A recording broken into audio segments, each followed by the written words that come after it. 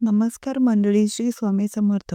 आजच्या व्हिडिओमध्ये आपण खास मार्गशीर्ष महिन्यातल्या शेवटच्या गुरुवार निमित्त जाणून घेणार आहोत. कारण येत्या 18 डिसेंबर 2025 रोजी आहे मार्गशीर्ष महिन्यातला शेवटचा गुरुवार. आपण वर्षभर या गुरुवारची वाट बघत असतो आणि तो गुरुवार आपल्यासाठी खूप महत्त्वाचा मानला जातो. यावर्षी 4 गुरुवार आपल्याला मार्गशीर्ष महिन्यात मिळाले होते आणि त्यापैकी 3 गुरुवार आपण अगदी छानपैकी पार पाडले. आता शेवटचा गुरुवार म्हटलं तर उद्यापनाचा दिवस असतो. बघा, या दिवशी आपल्याला काही विशेष सेवा करायची आहे. काही गोष्टी, काही वस्तू, उपाय आपल्याला आवर्जून करायचे आहेत. आता काय गोष्टी करायच्या आहेत हे तर आपण म्हणजे बऱ्याचदा बघत असतो, पण काय करायचं नाही हे देखील आपण बघणं गरजेचं आहे. त्यामुळे या दिवशी आपल्याला 5 अशा गोष्टी आहेत त्या चुकूनही करायचे नाही किंवा त्याबाबत थोडीशी काळजी घ्यायची आहे. आपण जर त्या गोष्टी चुकून केल्या तर आपल्याला त्या व्रताचे संपूर्ण फळ मिळणार नाही. आणि बघा, आपण आपल्या जीवाच्या अंतःकरणापासून अगदी श्रद्धेने, भक्तिभावाने उपवास वगैरे करत असतो. त्याबरोबर इतकं सगळं काही करत असू आणि जर थोड्याशा काही कारणांमुळे जर त्याचं फळ आपल्याला प्राप्त होणार नसेल तर मग ते कुठेतरी चुकीचं आहे. म्हणून आवर्जून हा व्हिडिओ शेवटपर्यंत ऐका आणि कुठल्या त्या गोष्टी आहेत त्या आपल्याला करायच्या नाही हे समजून घ्या. चला मग सुरुवात करूया.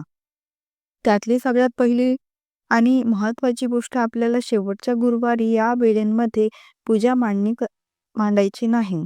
आता ती वेळ कुठली आहे तर बघा, वारानुसार 1.5 तासाचा राहुकाळ हा ठरलेला असतो आणि त्या काळांमध्ये आपल्याला कुठलीही सेवा करायची नसते.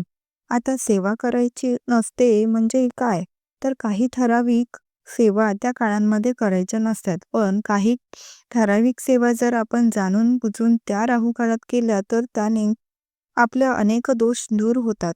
तर त्या राहुकाळांमध्ये कुठल्या सेवा केल्या जातात तर त्या काळांमध्ये दुर्गा सप्तशतीचे पाठ केले जातात. बघा, जर तुम्हाला दुर्गा सप्तशतीचा दररोज पाठ करायचा असेल तर आवर्जून तुम्ही राहुकाळात करत जा. पण आपल्याला मार्गशीर्ष महिन्याची जी काही पूजा आहे किंवा तुम्ही गुरुवार तर स्वामी समर्थांचं व्रत करत असाल किंवा इतर कोणतीही पूजा मांडणी असेल तर ती पूजा तुम्ही चुकूनही राहुकाळात करत जाऊ नका किंवा करू नये. आता प्रत्येक वाराचा राहुकाळ हा ठरलेला असतो. त्याप्रमाणे गुरुवारचा जो राहुकाळ असणार आहे तो दुपारी 1:30 ते 3 वाजेपर्यंत असणार आहे. तर ह्या काळांमध्ये तुम्ही चुकूनही पूजा मांडणी करू नका. आता मार्गशीर्ष महिन्यातली जी पूजा मांडणी आहे ती शक्यतो आपली सकाळी अंघोळ झाली की लगेचच करून घ्यायची आहे. सेवा देखील लगेच आपल्याला करून घ्यायची आहे. पण बऱ्याचदा काय होतं की अनेक महिलांचे छोटे मुलं असतात किंवा घरातील काही कामांमुळे आपल्याला सकाळी सकाळी पूजा मांडणी करता येत नाही. मुलांची शाळा असते, मिस्टरांचा डब्बा वगैरे, सकाळची थोडी धावपळ असते, मग सकाळी कोणी करत नाही. पण दुपारची जी वेळ असते ती थोडीशी निवांत असते. मग आपण विचार करतो की दुपारच्या वेळेस आपण पूजा मांडणी करू. पण जर तुम्ही असा विचार करत असाल तर चुकूनही गुरुवारच्या दिवशी 1:30 ते 3 या काळांमध्ये पूजा मांडणी करू नका. 1:30च्या अगोदर तुम्ही करून घेऊ शकतात किंवा त्या काळात जर तुम्हाला शक्य झालं नाही तर तुम्ही 3 नंतर पूजा मांडणी केली तरीही चालणार आहे. पण शक्यतो सुरुवातीला सांगितल्याप्रमाणे सकाळी सकाळी पूजा मांडणी करून घ्या. आणि कथा वाचन तुम्ही दिवसभरांमध्ये कधीही करा, पण हा 1.5 तास वगळून आणि तसे पाहिले तर आपण शेवटच्या गुरुवारी उद्यापन करत असतो. त्यामुळे आपण संध्याकाळीच्या वेळेला जास्त महत्त्व देतो. त्यानंतर दुसरी गोष्ट म्हणजे ज्या महिलांचा मासिक धर्मांचा 4था दिवस आहे अशा महिलांनी या दिवशी पूजा करू नका. आता तुमचे जर सुरुवातीचे 3 गुरुवार झालेले आहे, पण 4थ्या गुरुवारच्या दिवशी जर तुमचा मासिक धर्म असेल तर तुम्ही पूजा मांडणी करू शकत नाही. तुम्ही उपवास करायचा आहे, पण पूजा मांडणी तुम्हाला करायची नाही किंवा उद्यापनही करायचं नाही. पण मागील व्हिडिओमध्ये सांगितल्याप्रमाणे तुम्ही घरातली एखाद्या व्यक्तींकडून उद्यापन करून घेऊ शकता. पण शक्य नसेल तर तुम्हाला पौष महिन्याचा जो येणारा पहिला गुरुवार असणार आहे त्या दिवशी पूजा मांडणी करायची आहे. आता बऱ्याच जणांना हा नियम माहीत आहे, पण काहीच म्हणणं असं असतं की 4थ्या दिवशी आपण जर डबल अंघोळ केली किंवा संध्याकाळच्या वेळेस अंघोळ करून मग पूजा मांडणी केली तर काय हरकत आहे. पण हे देखील चुकीचं आहे. वर्षाकाठी आपण एकदा हे व्रत करत असतो. तर सगळे नियम आपल्याकडून पाळले गेले पाहिजे. म्हणून तुमचा जर मासिक पाळीचा 4था दिवस असेल, तर तुम्ही त्या दिवशी पूजा मांडणी करू नका. घरातल्या एखाद्या व्यक्तींकडून पूजा मांडणी करून घ्या आणि त्यांच्याकडून उद्यापन करून घ्या. जर नसेल शक्य, तर आपल्याला पौष महिन्याच्या पहिल्या गुरुवारी ते उद्यापन करायचं असतं. तर तशाच पद्धतीने तुम्ही करायचं आहे. अजूनही या संदर्भात काही प्रश्न असतील तर कमेंटमध्ये विचारा. कारण उगीच पुन्हा पुन्हा ते सांगण्यापेक्षा मी मागील व्हिडिओमध्ये याबद्दल सविस्तर सांगितलेलं आहे. या व्यतिरिक्त ज्यांचा या अगोदरचा एखादा गुरुवार गेला असेल, तर त्यांनी देखील 4थ्या गुरुवारी उद्यापन करायचं आहे. आता त्यानंतरची तिसरी जी महत्त्वाची गोष्ट आहे ती म्हणजे अशी, की तुमचं मार्गशीर्ष जे व्रत आहे ते चुकूनही दुसऱ्यांच्या घरी सोडू नका. आता हा नियम देखील अनेक महिलांना माहीत आहे. जे वर्षानुवर्षे हे व्रत करत आहेत त्यांना तर नक्कीच माहिती आहे. पण ज्यांनी नव्याने हा व्रताला सुरुवात केलेली आहे आणि मग त्यांना कुठून जेवणाचं आमंत्रण आलं आणि चुकून जर त्यांच्याकडून हे व्रत भंग पावलं किंवा त्या ठिकाणी जर त्यांनी उपवास सोडला, तर त्यांना त्या व्रताचं फळ मिळत नाही असं म्हटलं जातं. कारण आपण कुठलीही सेवा, आराधना करतो, पूजा-अर्चा करतो, ती आपल्या घरी करतो आणि मग त्याचं जे व्रत आहे ते आपल्या घरीच आपल्याला सोडायचं आहे.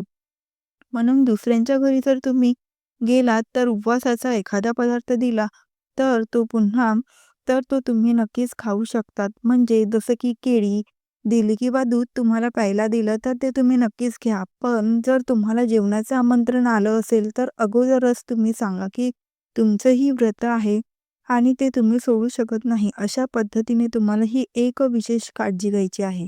मात्र तुम्ही तुमच्या घरी व्रत सोडल्यानंतर तुम्ही दुसऱ्यांच्या घरी सवाशीण म्हणून जेवायला जाऊ शकता.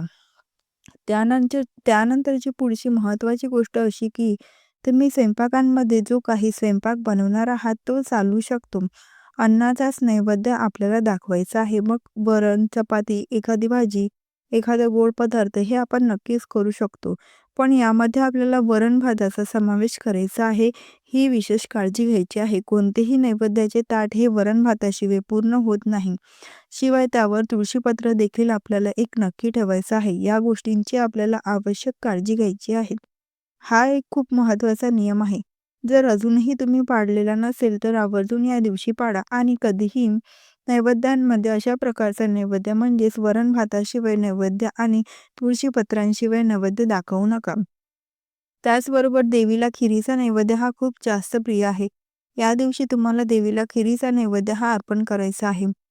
दुसरा कुठलाही स्वयंपाक करू शकता. पण भात आणि वरण आपल्याला बनवायचे आहे, ही विशेष काळजी तुम्हाला घ्यायची आहे. त्यानंतर आपण जे माता लक्ष्मीचं जे नारळ ठेवत असतो ना, तो आपल्याला फोडायचं नाही. आता अर्थात आपण गुरुवारची पूजा मांडणी जी आहे ती दुसऱ्या दिवशी म्हणजे शुक्रवारच्या दिवशीच उचलत असतो. पण तरी दुसऱ्या दिवशी नारळ वगैरे उचलल्यानंतर ते काही ठिकाणी फोडला जातो. तर बघा, हा नारळ आपण लक्ष्मी स्वरूप ठेवलेला असतो, म्हणून हा नारळ आपल्याला फोडायचा नाही. प्रसाद म्हणून देखील खायचा नाही. तर हा जो नारळ आहे तो आपण वाहत्या पाण्यामध्ये विसर्जित करून घ्यायचा आहे किंवा तुम्ही मागील व्हिडिओमध्ये सांगितल्याप्रमाणे देखील विसर्जित करू शकता. मात्र ओटीचा नारळ तुम्ही फोडून प्रसाद म्हणून खाऊ शकता किंवा ती ओटी देखील तुम्ही दुसऱ्या एखाद्या गरजूला देऊ शकता. किंवा घरातील सवाशीण देखील ती ओटी घेऊ शकते. तसेच बघा, मार्गशीर्ष महिन्यातील शेवटच्या गुरुवारी महिला हळदी-कुंकवाचा कार्यक्रम करून लक्ष्मीच्या स्वरूपातील स्त्रीचा आदर करतात आणि 4थ्या गुरुवारी देखील आपल्याला इतर गुरुवारप्रमाणेच पूजेची व्यवस्थित मांडणी करून पूजा करायच्या आहेत. महालक्ष्मी व्रताची कथा वाचायची आहे. संध्याकाळी देवीला नैवेद्य दाखवायचा आहे. तसेच संध्याकाळी महिलांना हळदी-कुंकवासाठी आमंत्रित करायचं आहे. कारण त्यांना देखील देवी स्वरूप मानून स्वागत व आदर करायचा असतो. सुवासिनींना देवी स्वरूप समजून त्यांची पूजा करायची आहे. त्या सुवासिनींना फळे घ्यावी, तसेच फुलं, गजरा, महालक्ष्मी व्रताची पुस्तक इत्यादी भेटवस्तू द्यावी. त्याची ओटी भरावी आणि त्यांना भावपूर्ण नमस्कार करावा. तसेच महिलांना जर उपवास असेल तर त्यांना दूध घ्यावे किंवा तुम्ही सुवासिनींना भोजन देखील देऊ शकता. पण शक्य नसेल तर एक तरी सुवासिनीला किंवा कुमारिका तुम्ही घरी बोलावली तरी सुद्धा चालते. या मार्गशीर्ष महिन्यातील शेवटच्या गुरुवारी कन्यापूजन देखील केले जाते. शक्य असेल तर तुम्ही कन्यापूजन देखील करू शकता.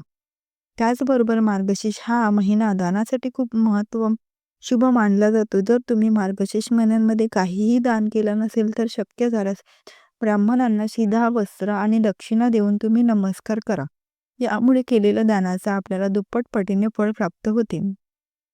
पुढचा नियम म्हणजे गुरुवारी पैसे देणे किंवा घेणे हे देखील आवर्जून टाळावे. चुकूनही या दिवशी कोणाला उधार पैसे देऊ नका किंवा कुणाकडून घेऊ देखील नका. तसेच या दिवशी चुकून सुद्धा सकाळी उशिरा उठू नये. शक्य असल्यास ब्रह्ममुहूर्तावर उठून तुम्हाला स्नान करायचे आहे.